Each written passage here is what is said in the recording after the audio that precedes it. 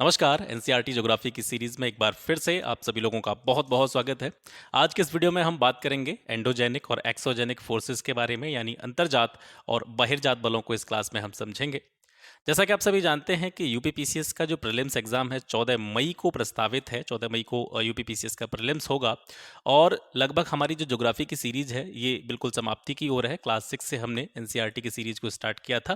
Class 11th की second book पर हम पहुंच चुके हैं और यहाँ से एक एडवाइस मैं आपको देना चाहूँगा और ये आप खुद भी जांच करके देख सकते हैं। अगर आप ध्यान से यूपीपीसीएस के प्रीवियस ईयर क्वेश्चंस को देखेंगे, प्रीवियस ईयर पेपर्स को देखेंगे, तो आप पाएंगे कि एनसीईआरटी ज्योग्राफी से, केवल मैं ज्योग्राफी विषय की बात कर रहा हूं, तो ज्योग्राफी से मान के चलिए अगर 20 से 25 प्रश्न आ रहे हैं तो उसमें से, यानी 25 प्रश्न आ रहे हैं तो 25 में से लगभग 20 से ज़्यादा प्रश्न अकेले आपको एनसीईआरटी की किताबों से मिलेंगे। और इस बात की मैं बिल्कुल गारंटी के साथ आपको कह सकता हूं कि अगर आपने 6 to 12th ज्योग्राफी की एनसीईआरटीज को बहुत अच्छी तरीके से पढ़ा है, या आपने ये जो वीडियोस मैं आपको प्रोवाइड करा रहा हूँ ये सारी देखी हैं, तो आप सिंगल क्वेश्चन इसमें गलत नहीं करेंगे। ठीक है, तो इसको बिल्कुल भी आपको लाइटली नहीं लेना है, बहुत अच्छी तरीके से इनको चीज़ों को देखते चलना है।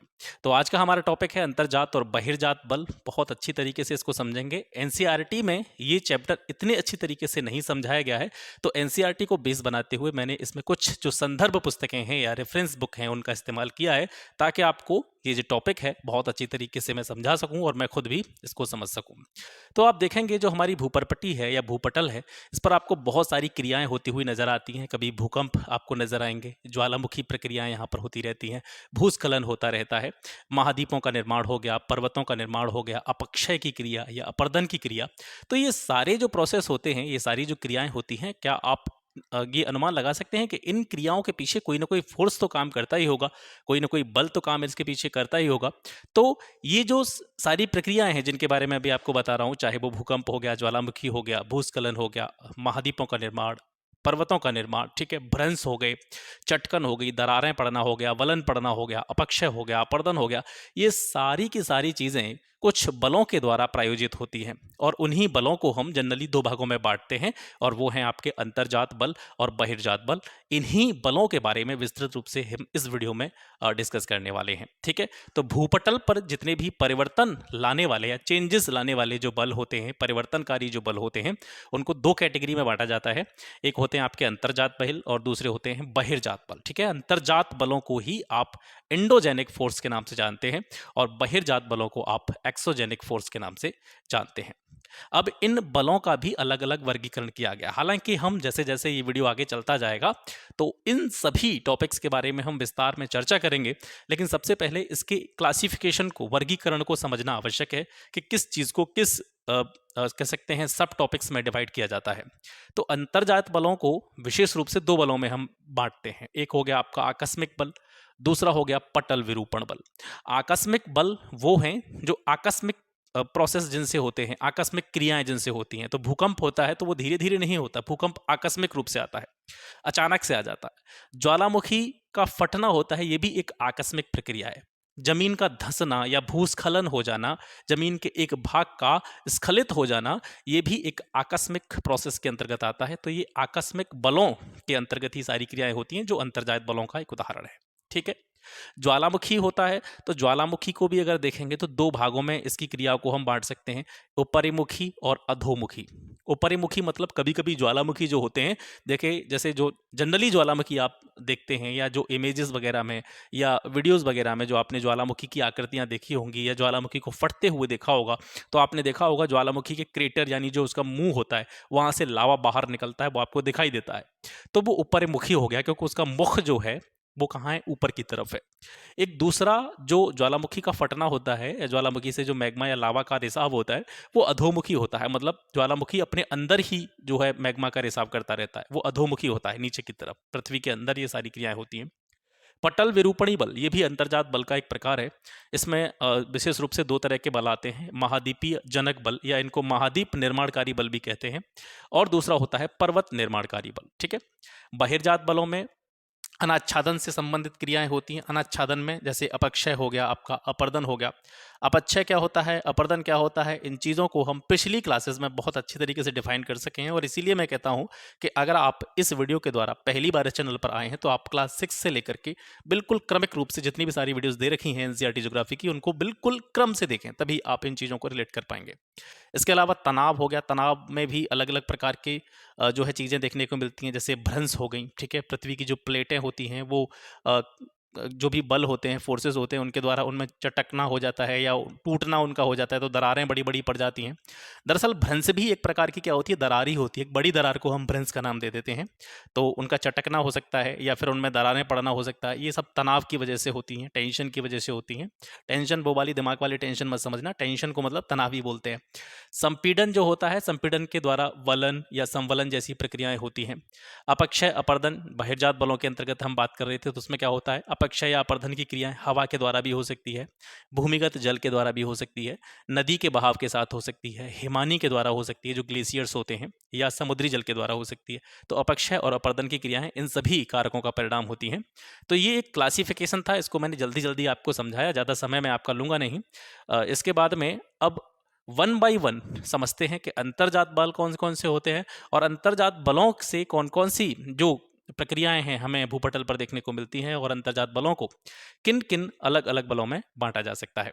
तो अंतर्जात बलों को अगर हम डिफाइन करें तो इनको हम कह सकते हैं कि पृथ्वी के आंतरिक भाग में, अंतर्जात मतलब अंदर से उत्पन्न होने वाले, ठीक है, पृथ्वी के आंतरिक भाग से उत्पन्न होने वाले जो बल होते हैं उनको हम एंडोजेनिक फोर्स कहते हैं, अंतर्जात बल कहते हैं। और इन बलों से क्या होता है, पर्वतों का निर्माण होता है, पठारों का निर्माण होता है, मैदान या घाटी, इस तरह की चीज़ों का निर्माण अंतर्जात बलों से हो सकता है। अब आपसे ये प्रश्न पूछा भी जा सकता है कि पर्वतों का निर्माण किस प्रकार के बलों से होता है, या पठार, मैदान या घाटियों का निर्माण किस प्रकार के बलों से हो सकता है। तो आपको अगर ये पता होगा, ये सारी चीज़ें आपने देखी होंगी, तो आप इजीली आंसर दे पाएंगे कि ये सारी चीज़ें अंतर्जात बलों का परिणाम है। अंतर्जात बलों को विशेष रूप से दो भागों में हम बांटते हैं। पहला है आपका आकस्मिक बल और दूसरा है पटल विरूपण बल। दोनों को समझते हैं। आकस्मिक बल, जैसा कि आप नाम से ही समझ पा रहे होंगे, आकस्मिक बल के कारण पृथ्वी पर आपको ऐसी घटनाएं दिखाई देंगी जो आकस्मिक रूप से उत्पन्न होती हैं, जैसे भूकंप आना हो गया, भूस्खलन हो गया, ज्वालामुखी का फटना हो गया। ये सारी चीजें आकस्मिक बलों के द्वारा उत्पन्न होती हैं, ठीक है। और पटल विरूपण बल जो होता है, ये क्या होता है, ये पृथ्वी के आंतरिक भाग में अत्यंत धीमी गति से जो है इस फोर्स का प्रभाव होता है, और ये जो है क्षैतिज व लंबवत दिशा में क्रियाशील होता है। तो इससे जो परिवर्तन होते हैं या इससे जो भी चेंज आते हैं भूपटल पर या भूपरपट्टी पर, वो बिल्कुल धीरे धीरे आपको नजर आएंगे, मतलब एकदम से या आकस्मिक प्रक्रिया के द्वारा ये सारी चीजें आपको दिखाई नहीं देंगी। पटल विरूपण बल को दो भागों में बांटते हैं, एक महादेशीय संचलन और दूसरा होता है पर्वतीय संचलन, ठीक है। अब ये दोनों क्या क्या होते हैं, महादेशीय संचलन बल जो होता है, इसके द्वारा महाद्वीप के भागों का निर्माण होता है, या हम इस तरीके से कह सकते हैं कि महाद्वीपों का निर्माण होता है, ठीक है। महाद्वीपीय भाग का ऊपर उठना, ठीक है, उसको बोलेंगे हम उपरिमुख संचलन, ये महादेशी संचलन के अंतर्गत ही आता है। और महाद्वीप का कोई अगर हिस्सा नीचे की तरफ धंस जाता है, धसाव हो जाता है अंदर की तरफ, तो उसको बोलेंगे हम अधोमुखी, मतलब नीचे की तरफ संचलन हो गया उसका। पर्वतीय संचलन क्या होता है, ये पर्वतों के निर्माण में सहायक होता है। इसमें दो प्रकार के बल कार्य करते हैं। तो एक बल जो होते हैं, यानी दो जो बल होते हैं, वो विपरीत दिशा में बल कार्य कर सकते हैं या समान दिशा में कार्य कर सकते हैं। तो जब पर्वतीय संचलन में जब दो प्रकार के बल होते हैं और वे विपरीत दिशा में कार्य करें, तो उससे जो चीजें उत्पन्न होंगी, भ्रंश उत्पन्न हो सकते हैं, दरारें उत्पन्न हो सकती हैं, चटकना जो है चीजों में देखा जा सकता है। और वे जो फोर्सेस हैं, अगर वे समान दिशा में कार्य करते हैं, तो उससे संचलन या वलन जैसी क्रियाएं देखने को आपको मिलती हैं, ठीक है। अब एक टर्म आता है वलन, जिसकी हम बार बार दो तीन बार ये वर्ड आ चुका है, वलन। वलन को अंग्रेजी में बोलते हैं फोल्ड। वलन क्या है, जैसे आपने सुना होगा, हिमालय पर्वत भी एक प्रकार का वलित पर्वत है, यानी इस पर्वत का निर्माण भी प्लेटों के बीच में वलन पड़ने के फलस्वरूप उत्पन्न हुआ था, जिसको हम प्रीवियस क्लासेस में अच्छी तरीके से डिस्कस कर चुके हैं। तो वलन का मतलब, अगर हिंदी में अगर आप शाब्दिक अर्थ निकालें या सामान्य भाषा में इसको समझें, तो इसको हम बोल सकते हैं मोड़, ठीक है। तो पृथ्वी के आंतरिक भाग में जो अंतर्जात बल उत्पन्न होते हैं, उनके क्षैतिज संचलन के द्वारा, क्षैतिज संचलन ये हो गया और ऊर्ध्वाधर संचलन ये हो गया, ठीक है। क्षैतिज संचलन मतलब पूर्व से पश्चिम या पश्चिम से पूर्व धरातल के समांतर, ये क्षैतिज संचलन का प्रकार हो गया। और ऊपर उत्तर दक्षिण, यानी ऊपर की तरफ, नीचे से ऊपर की तरफ जो अगर संचलन होगा, तो उसको बोलेंगे हम ऊर्ध्वाधर संचलन। तो पृथ्वी का जो आंतरिक भाग है, अंदर वाला हिस्सा है, उसमें जो अंतर्जात बल उत्पन्न होते हैं उनके क्षैतिज संचलन के द्वारा क्या होता है, जो धरातल की चट्टानें होती हैं उनमें संपीड़न होता है और संपीड़न के परिणाम स्वरूप लहरों के रूप में मोड़ पड़ जाते हैं और इन्हीं को हम क्या कहते हैं, वलन या फोल्ड कहते हैं। इसके बाद में दूसरा टर्म आता है आपका संचलन। संचलन को सर्कुलेशन कहा जाता है। पृथ्वी का जो आंतरिक भाग है उसमें क्षैतिज रूप में पर्वतीय संचलन आमने सामने होने से एक विशाल क्षेत्र में या विस्तृत क्षेत्र में धरातलीय भाग का या तो ऊपर उठाव हो जाता है यानी उसका उत्थान हो जाता है, या फिर धरातल का भाग जो है वो नीचे की तरफ धंस जाता है। ठीक है, तो धरातली भाग का ऊपर उठना या धरातली भाग का नीचे की तरफ धंस जाना, ये संचलन के अंतर्गत आता है। इसके बाद में आता है भ्रंश। भ्रंश को कहते हैं हम फॉल्ट। ठीक है, तो इससे पहले क्लास में हमने देखा था, हमने प्लेटों के बारे में जाना था कि पृथ्वी पर जो महाद्वीप हैं या महासागर में बहुत सारी प्लेटें पाई जाती हैं। तो भूपटल पर जितनी भी भौगोलिक प्लेटें हैं, ठीक है, उन भौगोलिक प्लेटों का एक प्रेशर होता है, दबाव होता है या तनाव होता है। उन्हीं के संचलन के कारण क्या होता है, वो प्लेटें कभी कभी टूट जाती हैं या उनमें क्या हो जाता है, विस्थापन हो जाता है, एक स्थान से दूसरे स्थान पर वो विस्थापित हो जाती हैं। तो प्लेटों के विस्थापन से या प्लेटों के टूटने से जो संरचना उत्पन्न होती है, ठीक है, उसको कहते हैं हम भ्रंश। और भ्रंश को मैं आपको पहले भी बता चुका हूं, भ्रंश को आप एक तरह से कोई दरार मान सकते हैं। दरार मतलब कोई बड़ी दरार। दरार एक छोटी दरार हो गई, और जब दरार वो बड़ी हो जाती है, काफी विशालकाय क्षेत्र में दरार नुमा आकृति बन जाती है, वो भ्रंश की कैटेगरी में आती है, उसको हम भ्रंश कह सकते हैं। ठीक है, तो यानी बड़ी दरार को हम कह सकते हैं भ्रंश कह सकते हैं। इसके बाद में नेक्स्ट टर्म है आपका रिफ्ट या भ्रंश घाटी या ग्रैबन। ठीक है, रिफ्ट वैली आपने सुना होगा, कई बार ये प्रश्न इस तरीके से पूछे जाते हैं कि रिफ्ट घाटी का निम्नलिखित में से कौन सा उदाहरण है। तो आपने अगर पता होगा, अगर पढ़ा होगा कि कौन कौन सी रिफ्ट घाटियां हैं या रिफ्ट वैली कौन कौन सी हैं, तो उनमें से आप आसानी से इजीली आंसर्स लगा सकते हैं। तो यहाँ पर एक छोटा सा अंतर है, इसको आपको समझना आवश्यक है। जैसे रिफ्ट वैली हो गई या भ्रंश घाटी हो गई, ये दोनों चीजें एक ही हैं। ग्रैबन भी जो होता है ये भी रिफ्ट या भ्रंश घाटी का ही प्रकार होता है।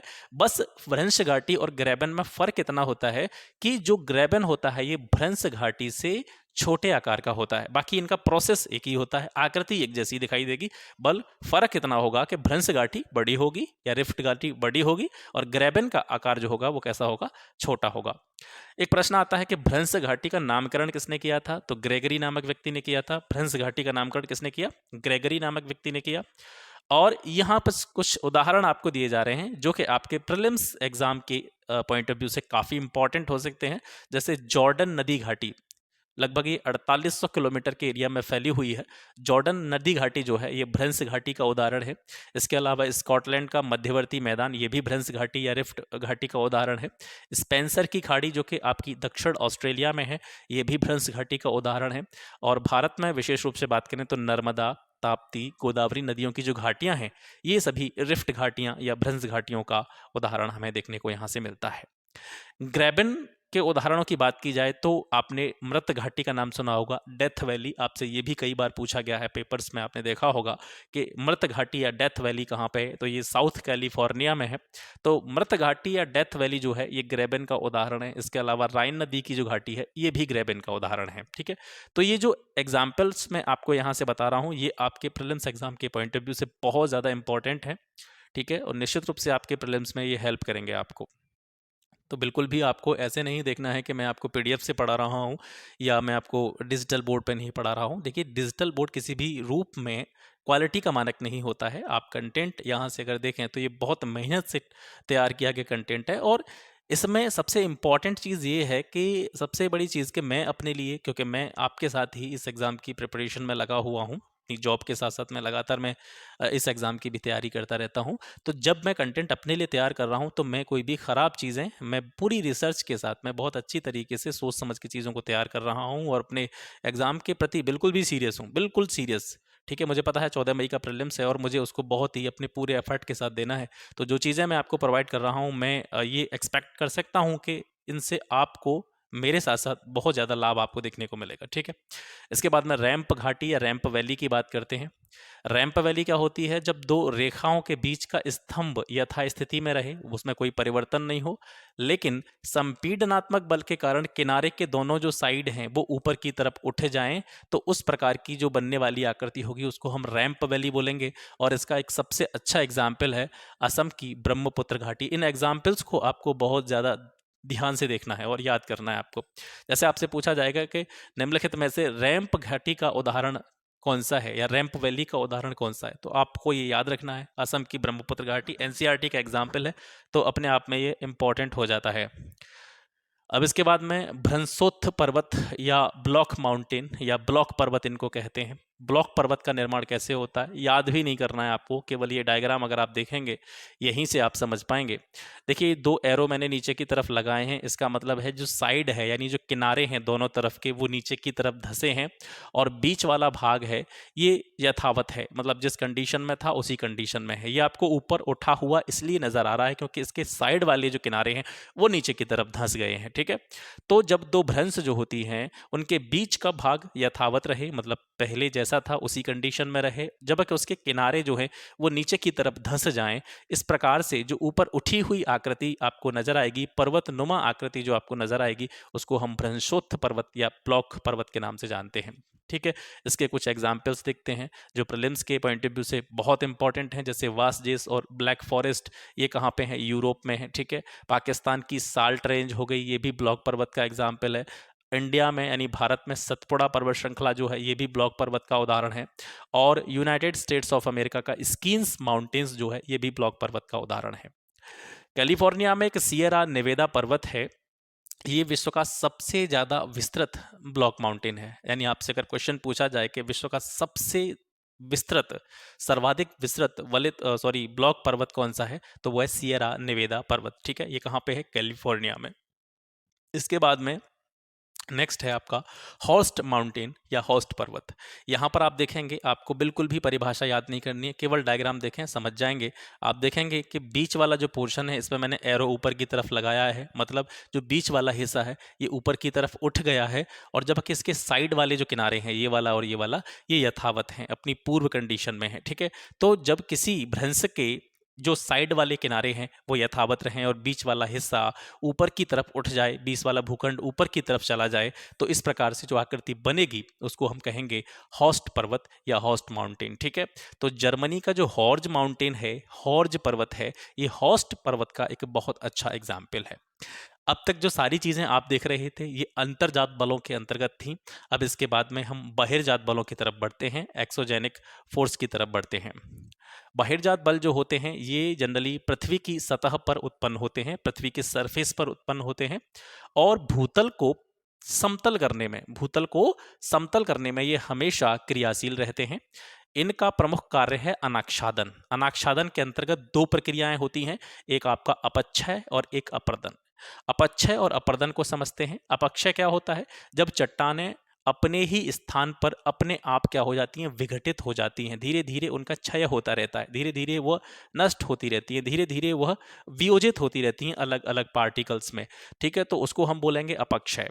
अपर्दन क्या होता है, चट्टानें इसमें भी टूटती हैं, चट्टानों के टूटने फूटने का प्रोसेस रहता है, लेकिन चट्टानों के टूटने फूटने के प्रोसेस के साथ साथ उनका परिवहन भी होता है। मतलब चट्टानें जब टूटती हैं तो उनके कण एक स्थान से दूसरे स्थान तक जो है प्रवाहित होते रहते हैं, और वो किसके द्वारा प्रवाहित होते रहते हैं, चाहे वो नदी का बहता हुआ जल हो, हिमानी हो, ठीक है, हवा हो, भूमिगत जल हो, सागर की लहरें हो, इनके द्वारा चट्टानों के जो टूटे फूटे कण हैं वो एक स्थान से दूसरे स्थान पर बहते रहते हैं। तो ये अपर्दन का प्रोसेस है।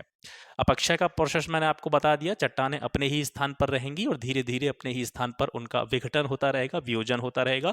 और इसका प्रमुख कारण क्या होता है, टेम्परेचर में परिवर्तन हो सकता है, वर्षा की मात्रा में परिवर्तनशीलता के कारण भी अपक्षय की प्रक्रिया हो सकती है। इसके अलावा तुषार, ठीक है, पाला वगैरह जो होता है, या वनस्पति, जीव जंतु, मानव जनित क्रियाओं के द्वारा भी अपक्षय की प्रक्रियाएं हो सकती हैं। ये सभी हम बहिर्जात बलों के अंतर्गत पढ़ते हैं। अब इसके बाद में बहिर्जात बलों के अंतर्गत आप देखेंगे अलग अलग चीज़ों के द्वारा निर्मित स्थाकृतियों से जुड़े हुए प्रश्न लगातार पिछले वर्षों में देखे गए हैं, जो भी स्टेट पीसीएस के एग्जाम हैं उनमें। तो सबसे पहले हम बात करेंगे कि हिमानी या जो ग्लेशियर्स होते हैं उनके द्वारा निर्मित स्थलाकृतियां कौन कौन सी होती हैं? तो हिमानी के द्वारा निर्मित यानी जो ग्लेशियर्स होते हैं उनके द्वारा निर्मित स्थलाकृतियां में सबसे पहले अगर हम बात करें तो वो है हेमटोपी। और हेमटोपी क्या होती है? ये पर्वत की चोटियों पर स्थित झील होती है, ठीक है। पर्वत की जो चोटियां होती हैं, पीक्स जो होते हैं पर्वतों के, उन पर जो झीलें होती हैं वो हेमटोपी की तरह कार्य करती हैं। कुछ इंपॉर्टेंट पॉइंट्स यहाँ से देखते हैं। सबसे ऊंची झील की अगर बात करें तो वो है टिटिकाका झील, बोलीविया में है। और सबसे नीची या सबसे गहरी झील की बात करें तो वो है डेड सी या मृत सागर, जो कि आपका पड़ता है जॉर्डन, इजराइल में, ठीक है। यहाँ से आगे और देखते हैं।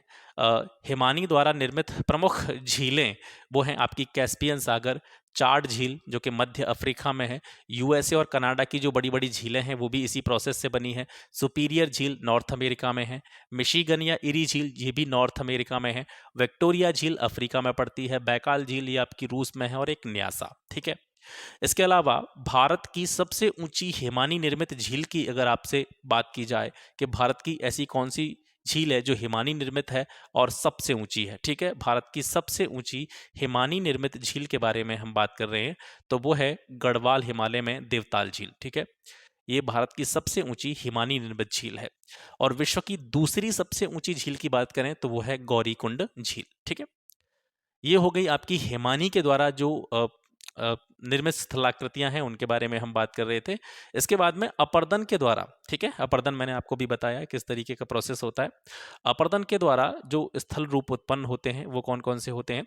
अपर्दन के द्वारा नदी घाटियों का विकास होता है। आपसे अगर पूछा जाए कि नदी घाटियों का विकास जनरली किसके द्वारा सर्वाधिक मात्रा में देखा जाता है तो ये अपर्दन के कारण होता है। कुछ टर्म हैं यहाँ पर, उनको आपको समझना बहुत जरूरी है, जैसे गॉर्ज या कैनियन, ठीक है। गॉर्ज या कैनियन क्या होता है? ये वी आकार की घाटी का ही रूप होता है, यानी जिन नदी घाटियों की हम बात कर रहे हैं उसी प्रकार की वी आकार की घाटियां होती हैं, उन्हें हम गॉर्ज या कैनियन के नाम से जानते हैं। गॉर्ज और कैनियन दरअसल में एक ही चीज है, बस इनमें फर्क थोड़ा सा है कि कैनियन जो होता है एक बड़ी वी आकार की घाटी होती है और गॉर्ज जो होता है वो सकरी घाटी होती है, ठीक है। प्रोसेस दोनों का एक ही रहता है, लेकिन गॉर्ज जो है वो कैनियन की अपेक्षा संकरी होती है और कैनियन होता है उसका विस्तृत रूप। इसके बाद में नेक्स्ट है आपका क्षिप्रिका। क्षिप्रिका क्या होता है? नदी का वह हिस्सा जहां उसमें जलधारा का प्रवाह साधारण वेग से अधिक हो, ठीक है। नदी का वह हिस्सा जिसमें, यानी नदी का एक सामान्य फ्लो होता है, उसका सामान्य बहाव होता है, लेकिन एक हिस्सा या पृथ्वी के धरातल में उच्चावच के कारण इस तरीके की स्थितियां उत्पन्न हो सकती हैं कि नदी के एक हिस्से में क्या होगा, जलधारा का प्रवाह जो नॉर्मल उसका फ्लो है उससे ज्यादा हो जाएगा। तो इस तरह से क्षिप्रिका का निर्माण होता है। इसमें की ऊंचाई जो होती है जलप्रपात की अपेक्षा कम होती है, यानी जलप्रपात वो ज्यादा ऊंचे से पानी का बहाव होता है तो उसमें गति ज्यादा हो सकती है, तो साधारण बहाव से थोड़ा ज्यादा। और जो आपका जलप्रपात होते हैं या झरने होते हैं उनसे थोड़ा सा कम वेग जिस जगह पर होता है वो क्षिप्रिका होता है। इसके बाद में तटबंध आ जाता है। नदी के दोनों किनारों पर मिट्टी का जब जमाव हो जाए, कोई नदी बह रही है, आप आपने कभी कोई नदी अगर बहते हुए देखी होगी तो आपने देखा होगा नदी के दोनों किनारों पर मिट्टी के ढेर टाइप के या बांधनुमा आकृति बन जाती है, तटबंध बन जाते हैं, ठीक है। तो उन्हें हम क्या कहते हैं, जो मिट्टियों का जमाव होता है उसको हम तटबंध कहते हैं। डेल्टा आप पहले पढ़ चुके हैं, बहुत अच्छी तरीके से मैंने आपको बताया कि डेल्टा कैसे होता है और कैसे बनता है। तो नदियां जब नदियों का सागर और झील में गिरना, यानी नदियां जब बह करके आती हैं अपने मार्ग से और लास्ट में कहाँ पे गिरती हैं, सागर में गिरती हैं, तो क्या होता है, धीरे धीरे उनके प्रवाह में या उनके मार्ग में अवरोध उत्पन्न होना स्टार्ट हो जाते हैं, रुकावटें उत्पन्न होना स्टार्ट हो जाती हैं। तो जब रुकावटें या अवरोध उत्पन्न होते हैं तो नदी के वेग में जनरल सी बात है कमी आ जाएगी। और जब वेग में कमी आ जाएगी तो पानी के साथ में जो मलबा बह करके आ रहा है या पानी अपने साथ में जो भी अवक्षेप लेकर के आ रहा है वो धीरे धीरे एक जगह पर जमा होना स्टार्ट हो जाएगा। और उस मलबे से जो स्थल रूप है वो बड़े बड़े स्थल रूप वहां पर बन जाएंगे। और वही जो मलबे से या निक्षेपण के द्वारा जो स्थल रूप बनते हैं वही क्या कहलाते हैं, डेल्टा कहलाते हैं। तो ये यहाँ से सारी चीजें हो गई, आशा करता हूँ समझ में आई होंगी आपको। इसके बाद में भूमिगत जल से उत्पन्न स्थलाकृतियां कौन कौन सी होती हैं? भूमिगत जल से उत्पन्न स्थलाकृतियों में सबसे इंपॉर्टेंट आता है आपका आर्टिजियन कूप, पाताल तोड़ कुएं, ठीक है। तो ये ऐसे प्राकृतिक जल स्रोत हैं जो धरातल से अपने आप ऊपर की ओर प्रकट होते हैं। एक टर्म है आपका लैपीज। लैपीज क्या होता है? ये धुलन क्रिया से ऊपरी सतह का अत्यधिक उबड़ खाबड़ एवं असमान होना। धुलन क्रिया मतलब जैसे पानी का वेग हो सकता है, ठीक है। पानी से क्या होता है कि जो पृथ्वी की जैसे भूपरपट्टी होती है, भूपरपट्टी की ऊपरी सतह से जो महीन अवसाद होते हैं वो पानी के साथ बह करके चले जाते हैं, तो ऊबड़ खाबड़ भूमि निकल आती है। जैसे आप अगर इसका प्रैक्टिकल करें तो आप जैसे मान के लिए चलिए कि आपके हाथ में कोई सबमर्सिबल का पाइप लगा हुआ है और आप उससे ज़मीन पर लगातार पानी का क्या कर रहे हैं, आप पानी को बहा रहे हैं, तो धीरे धीरे जो ऊपरी सतह होगी भूपर पट्टी की, उस पे से जो महीन वाले अवसाद होंगे वो पानी के साथ बह जाएंगे, और पानी के साथ बहने के बाद में जो शेष आकृति बचेगी भूपर पट्टी का जो स्तर आपको दिखाई देगा, वहां पर ऊबड़ खाबड़ चीजें आपको दिखाई देंगी। ठीक है, तो ये धुलन क्रिया होती है, जो पानी से ऊपर की परत जो है वो धुल जाती है और जो नीचे की परत है, लेयर है, वो ऊबड़ खाबड़ और असमान आपको दिखाई देती है। इसको लैपीज कहते हैं। लैपीज के अलग अलग कई नामों से इनको जाना जाता है, जैसे क्लिस्ट इसको इंग्लैंड में कहा जाता है, कैरेन इसको जर्मनी में कहा जाता है। ठीक है, ये लैपीज के ही नाम है। बोगाज इसको सर्बिया में कहा जाता है। और अगर आपसे ये पूछा जाए कि लैपीज ये जो नाम है, ये लैपीज नाम कहाँ पे कहा जाता है, इसको क्रोएशिया में कहा जाता है, डालमेशियन क्षेत्र में। ठीक है, इसके बाद में अगला आता है आपका घोलरंध्र या डोलाइन। ये एक ही चीज़ है, घोलरंध्र हो गया या डोलाइन हो गया। ऐसे प्रदेश जहाँ पर चूने की मात्रा ज़्यादा होती है, तो चूना प्रदेशों में वर्षा जल के कारण चट्टानों पर बहुत से छोटे छोटे छेदों का निर्माण हो जाता है, और जो छोटे छोटे छेद थे वो जब वो बड़े हो जाते हैं तो उन्हीं को क्या कहा जाता है, डोलाइन कहा जाता है। इसके बाद में आता है आपका युवाल। जब कई डोलाइन मिल जाते हैं, मतलब चूना प्रदेशों में वर्षा जल के कारण जो छोटे छोटे छिद्र हो गए या बड़े बड़े छिद्र हो गए, वो बहुत सारे बड़े बड़े छिद्र जब मिल जाते हैं तो उन सभी छिद्रों से मिलकर के जो बृहद एक गर्त बन जाती है, गड्ढा बन जाता है, उसको हम युवाल कहते हैं। ठीक है, युवाल से भी बड़ी बड़ी गर्तें पाई जाती हैं, जिनको हम पोलिये या राजकुंड के नाम से भी जानते हैं। इसके बाद में अगला है आपका कंदरा या गुफा। ये भी जो है इसी के अंतर्गत आता है। प्राकृतिक पुल भी इसी के अंतर्गत आते हैं। सागरीय जल से उत्पन्न स्थलाकृतियों के बारे में देखते हैं। सागरीय जल से जो स्थलाकृतियां बनती हैं उनमें सबसे इंपॉर्टेंट है पुलिन। पुलिन जनरली आप मान सकते हैं कि जैसे समुद्र तट, जितने भी समुद्र तट होते हैं, बीच जनरली अगर हम जिसको कहें, चाहे आप गोवा बीच पे जाएं, मुंबई बीच पे जाएं, तो आप देखेंगे जो समुद्र की सतह होती है वहाँ पर बालू या जो महीन मिट्टी होती है वो एक तरह से पिलपिली टाइप की मिट्टी आपको दिखाई देगी, बिल्कुल नम मिट्टी आपको दिखाई देगी, वो पुलिन ही होता है। तो इसको अगर हम डिफाइन करें तो किस तरीके से कर सकते हैं कि सागरीय तट के सहारे मलबे के जो निक्षेप होते हैं उनसे जो स्थलो रूप का निर्माण होता है वो पुलिन कहलाते हैं। ठीक है, तो मुंबई तट पर जुडू पुलिन हो गया आपका, जुहू पुलिन सॉरी, कोलबा हो गया, कलनगूट, अंजना पुलिन, ये गोवा तट पर हैं, और केरल तट पर आपका कोवलन पुलिन। ठीक है, तो ये सारे पुलिन के उदाहरण हैं और सागरी जल से इन जो स्थलाकृति हैं इनका निर्माण होता है। रोधिका की बात करें तो तरंगों और धाराओं द्वारा निक्षेप के कारण निर्मित बांध या कटक नुमा जो आकृति होती है या बांध नुमा आकृति जो होती है उसको रोधिका कहते हैं। अगला है आपका संयोजक रोधिका।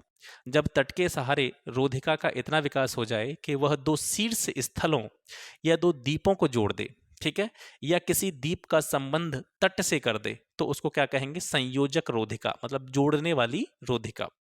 द्वीप से द्वीप को मिलाने वाली रोधिका को क्या कहते हैं, टोम्बोलो। तो आपसे क्वेश्चन पूछा जा सकता है कि टोम्बोलो क्या है। द्वीप से द्वीप को मिलाने वाली संयोजक जो रोधिका होती है उसको हम क्या कहते हैं, टोम्बोलो कहते हैं। समुद्री तट, अलग अलग प्रकार के समुद्री तट आपको देखने को मिलते हैं। समुद्री तरंगों द्वारा तटरेखा में निरंतर बदलाव होता रहता है। अवरोधी चट्टानों की प्रकृति के आधार पर अलग अलग तटों में इनको डिफाइन किया जाता है। जैसे सबसे पहले हम देखेंगे फियोर्ड तट। फियोर्ड तट जनरली पाए जाते हैं उच्च अक्षांशीय क्षेत्रों में। ठीक है, उच्च अक्षांशीय क्षेत्रों में फियोर्ड तट पाए जाते हैं। ये जलमग्न हिमानीकृत धारियां होती हैं। नॉर्वे को फियोर्ड तटों का देश कहा जाता है, और फियोर्ड तट वाले कुछ अन्य देशों की बात करें तो ग्रीनलैंड और अलास्का में भी फियोर्ड तट पाए जाते हैं। रिया तट की बात करें, नदी के द्वारा जब अपर्दन की क्रिया होती है तो उससे घाटी का निर्माण होता है, और घाटी के समुद्र द्वारा जलमग्न होने से जो है रिया तट का निर्माण होता है। यानी नदी अपर्दन के द्वारा घाटी का निर्माण, और उस घाटी का क्या होता है, समुद्र के द्वारा उस घाटी को जलमग्न कर दिया जाता है, पानी वहां पर छोड़ दिया जाता है, इससे रिया तट का निर्माण होता है। इसका सबसे अच्छा उदाहरण है भारत के पश्चिमी तट का उत्तरी भाग, और इसके अलावा उत्तरी पश्चिमी स्पेन का तट और दक्षिणी पश्चिमी आयरलैंड का तट, ये सभी रिया तट के उदाहरण हैं। इसके बाद में डालमेशियन तट आता है। तट के समानांतर फैली पर्वत श्रेणियों के जलमग्न होने से निर्मित जो आकृतियां होती हैं या तट जो होते हैं वो डालमेशियन तट कहलाते हैं। डालमेशियन तट का उदाहरण है पूर्वी यूगोस्लाविया का तट। अब इसके बाद में आता है निर्गत समुद्री तट। तटवर्ती क्षेत्रों में किसी स्थल खंड के ऊपर यानी समुद्र तटीय क्षेत्र जो होता है उसमें जमीन का कोई हिस्सा ऊपर की तरफ उठ जाए, ठीक है, या समुद्री जल स्तर के गिर जाने से कोई ऐसी आकृति बन जाए, उसको बोलेंगे हम निर्गत समुद्री तट। और भारत का गुजरात में जो काठियावाड़ तट है ये निर्गत समुद्री तट का ही उदाहरण है। निमग्न भूमि का तट या इसको हैफा तट भी कहते हैं।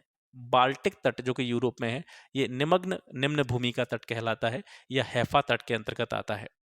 अब इसके बाद में पवन द्वारा उत्पन्न स्थलाकृतियों को देखते हैं। पवन द्वारा भी बहुत सारी स्थलाकृतियों का निर्माण होता है और ज़्यादातर प्रश्नों में, यानी जब भी हम चाहे तो अंतर्जात बलों की बात करें या बहिर्जात बलों की बात करें, तो इनमें स्थलाकृतियों से जुड़े हुए जो प्रश्न पूछे जाते हैं उसमें सबसे ज़्यादा प्रश्न अब तक जो पूछे गए हैं वो पवन द्वारा जो स्थलाकृतियों का निर्माण होता है उसी से ज़्यादा प्रश्न आपको देखने को मिले हैं। तो सबसे पहले इंसेलबर्ग देखते हैं। इंसेलबर्ग जो है ये जर्मनी का वर्ड है या जर्मन वर्ड है और इसका मतलब होता है द्वीपीय पर्वत, ठीक है। ये जनरली फॉर्म होता है रेगिस्तानी क्षेत्रों में। किसके कारण? अपक्षय या अपर्दन से जो कोमल चट्टानें होती हैं, रेगिस्तानी क्षेत्र की जो चट्टानें वो कोमल होती हैं। कोमल शैलें जो होती हैं वो क्या होती हैं? कट जाती हैं और उसके बाद में शेष कठोर सेलों के जो ऊंचे टीले या टापू नुमा आकृतियां होती हैं वो इंसेलबर्ग कहलाती हैं, जैसे आपको यहाँ पे दिखाई दे रही होंगी, ठीक है। बीच बीच में से जो गैप्स आपको दिखाई दे रहे हैं ये जो है कटी हुई आकृतियां हैं। यहाँ से जो है चट्टान कट गई है और बीच में आपको टापू नुमा आकृतियां दिखाई दे रही हैं, ये इंसेलबर्ग के रूप में जानी जाती हैं, ठीक है। ये ग्रेनाइट या नीस चट्टानों के अपर्दन से निर्मित होती हैं या इनका निर्माण होता है। इसके बाद में छत्रक शिला या इसको मशरूम रॉक भी कहते हैं या इसको रॉक पेडेस्टल भी कहते हैं। ये तीनों नाम एक ही हैं, अभी कंफ्यूज नहीं होना है। छत्रक शिला आ जाए, मशरूम रॉक आ जाए या फिर रॉक पेडेस्टल आ जाए, ये तीनों ही नाम एक है। जर्मनी में इनको पिट्स फेल्सन के नाम से जाना जाता है। ये जो आकृति आपको दिखाई दे रही है ये चट्टान है, ठीक है, कोई कोमल चट्टान है और वायु के द्वारा यानी वायु के अपर्दन के द्वारा या वायु के तेज भाव के द्वारा इसके साइड वाले जो हिस्से हैं ये संभवतः इस तरीके से कोई चट्टान रही होगी।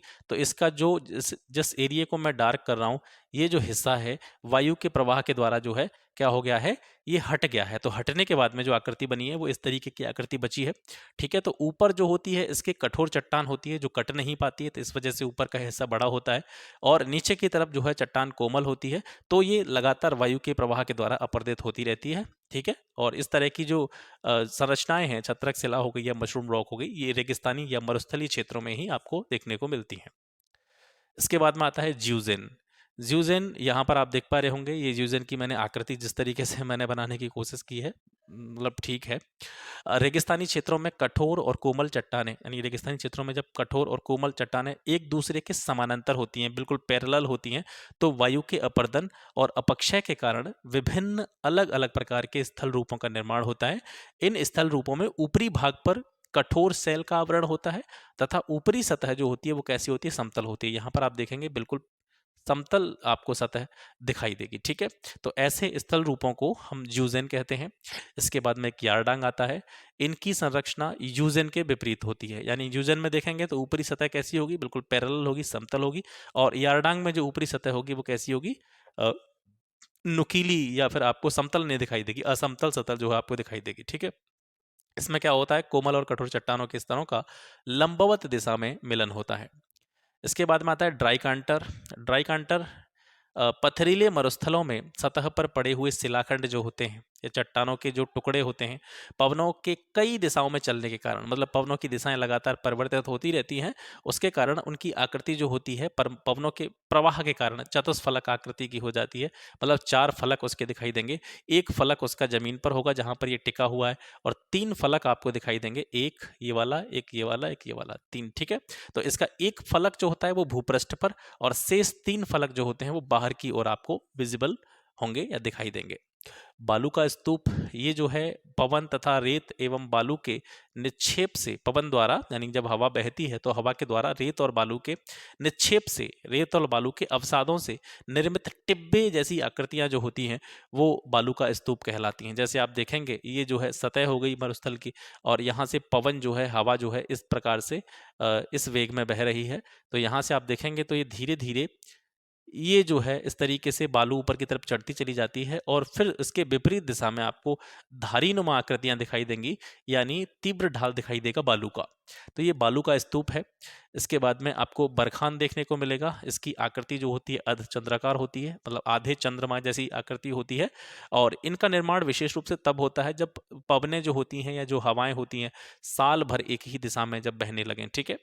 पवनानुवर्ती ढाल मंद होती है, यानी जिस तरीके से जिस साइड से हवा जो होते हैं वो बहती है उसके अनुवर्ती यानी आगे वाली जो ढाल होती है वो कैसी होती है, मंद होती है एवं उत्तल। और दूसरी तरफ का ढाल जो होता है वो तीव्र होता है, यानी हवा इधर से आ रही है तो ये ढाल जो है मंद होगी, और जो मैंने डार्क कर रखा है ये वाला जो ढाल होगा इसका स्लोप जो होगा ये तीव्र होगा। ठीक है। और बरखान का नामकरण अगर आपसे पूछा जाए किसने किया था, तो अलेक्जेंडर वॉन मेंडेडॉर्फ ने। ठीक है। इसके अलावा कुछ और आकृतियां हैं, जैसे लोएस हो गई। ठीक है। ये पवन द्वारा उड़ाई गई धूलों के निक्षेप से निर्मित जमावों के फलस्वरूप बनती हैं। इसके अलावा एक बालसन आकृति है। ये रेगिस्तानी भागों में पर्वतों से घिरी हुई बेसिन आकृति होती है। इसके अलावा आपको बजादा और पेडिमेंट नाम की आकृतियां भी वायु द्वारा निर्मित स्थल आकृतियों में देख सकते हैं। तो इनके नाम जनरली आपको याद रखते हैं, और स्टार्टिंग की जो 3-4 आकृतियां हैं पवन में वो आपको विशेष रूप से याद रखनी है। जैसे मैं बता देता हूं आपको, एक तो आपको ये इंसेलबर्ग आपको विशेष रूप से याद रखना है, ये आपसे पूछा जा सकता है, छत्रक शिला कई बार आया है ये। ठीक है। और इसमें एक लोएस, हाँ ये बरखान हो गया आपका, और एक आपका ये लोएस हो गया। ठीक है। तो आपसे इस तरीके से पूछा जा सकता है, जैसे आपको विभिन्न स्थलाकृतियों के नाम दे देगा और आपसे पूछेगा कि निम्नलिखित में से कौन सी आकृति वायु अपर्दन द्वारा या वायु के द्वारा निर्मित स्थलाकृति के अंतर्गत आती है। तो अगर आपको इनके नाम पते होंगे तभी आप बता सकते हैं कि कौन सी आकृति किस प्रोसेस से बनी है या किस तरह के अपर्दन से बनी है। ठीक है। तो ये हो गया आज का सेशन। आशा करता हूँ अब मैंने थोड़ा इसको जल्दी ख़त्म किया है, क्योंकि मुझे जल्दी जल्दी जो बाकी का आपका वीडियोज़ हैं, बाकी की जो आपकी ज्योग्राफी की जो क्लासेस बची हैं, यानी 11th लगभग समाप्ति पर है। 11th की 2 बुक थी, हमने एक पहले समाप्त कर दी थी, ये दूसरी है भौतिक भूगोल के मूल सिद्धांत वाली पुस्तक है। इसके 3-4 चैप्टर बचे हैं, 2-2 चैप्टर्स मैं डेली डाल रहा हूँ, तो 1-2 दिन में इसको निपटा के उसके बाद में 12th वाली जो दोनों किताबें हैं, ज्योग्राफी की 12th वाली दोनों किताबें हैं, उन दोनों किताबों का मैंने कंबाइंड एक ही नोट्स बनाया है। और वो इसलिए क्योंकि आप अगर 12th क्लास की दोनों किताबों के चैप्टर्स के नेम देखेंगे तो लगभग सिमिलर नेम है, बस उनमें कंटेंट थोड़ा सा जो है ऊपर नीचे कर दिया गया है। जैसे मान के चलिए कि 12th की जो फर्स्ट वाली बुक है, अगर उसमें अंतर जैसे परिवहन की बात करी जा रही है, ट्रांसपोर्ट की बात करी जा रही है, तो एक किताब में ट्रांसपोर्ट इंडिया के पर्सपेक्टिव से उसमें दे दिया गया है, और दूसरी बुक में जो ट्रांसपोर्ट है वो वर्ल्ड के पर्सपेक्टिव से दे दिया गया है। तो मैंने दोनों को मिलाकर के, यानी जो सिमिलर चैप्टर थे उन सिमिलर चैप्टर्स को मिलाकर के मैंने कंबाइंड एक ही चैप्टर बना दिया है। तो 12th क्लास की दोनों बुक्स का मैंने कंबाइंड नोट्स बनाए हैं। तो 11th क्लास को ख़त्म करने के बाद मैं बहुत जल्दी 2-2 3-3 वीडियो करके मैं इसको आपको जल्दी से कराता हूँ, और उसके बाद में आप अपनी जो राय है वो आप कमेंट सेक्शन में देखिएगा, क्योंकि इसके साथ ही यानी मैं जनरली 1-2 दिन में ही स्टार्ट करने वाला हूँ कि मैं पहले लक्ष्मीकांत स्टार्ट करूं या फिर आपका जो मॉडर्न हिस्ट्री का स्पेक्ट्रम है, क्योंकि ये दोनों के भी शॉर्ट नोट्स मैंने बनाकर तैयार कर रखे हैं, क्योंकि टाइम से पहले ये सारी चीज़ें कंप्लीट हो जानी चाहिए ताकि हम लास्ट टाइम पर इसका रिवीजन कर सकें। तो आप अगर ये लास्ट तक अगर आप वीडियो देख रहे हैं तो आप ये बताएंगे कि आप कौन सी बुक पर जो शॉर्ट नोट्स है वो सबसे पहले चाहते हैं कि आप जो लक्ष्मीकांत वाली बुक है उसके नोट्स आपको पहले प्रोवाइड कराए जाएं, या फिर आपको जो स्पेक्ट्रम वाली मॉडर्न हिस्ट्री की बुक है उसकी नोट्स आपको पहले प्रोवाइड कराए जाएं। ठीक है। तो आज का सेशन आशा करता हूँ पसंद आया होगा। ये काफ़ी इन्फॉर्मेटिव है, और आपके प्रीलिम्स से विशेष रूप से अगर मैं बात करूँ तो बहुत ज़्यादा इंपॉर्टेंट है। काफ़ी सारे फैक्ट्स यहाँ से आपको एग्जाम में देखने को मिलेंगे। तो इसी तरह की इन्फॉर्मेटिव वीडियोज़ आपको यहाँ से लगातार मिलती रहेंगी। लगातार मैं आपके लिए इस तरीके की इन्फॉर्मेटिव वीडियोज़ लेकर आता रहूँगा। अपना सपोर्ट, अपना प्यार बनाए रखें, बढ़िया तरीके से तैयारी करें, और मन लगा करके जो पिछली चीज़ें हो चुकी हैं उनका रिवीजन भी लगातार करते रहें, क्योंकि आप कितना भी पढ़ लें अगर आप रिवीजन नहीं करेंगे तो आप निश्चित रूप से एग्जाम में अच्छा स्कोर नहीं कर पाएंगे। तो फिर मिलते हैं आपसे नेक्स्ट वीडियो में नए टॉपिक के साथ में। तब तक के लिए नमस्कार, जय हिंद।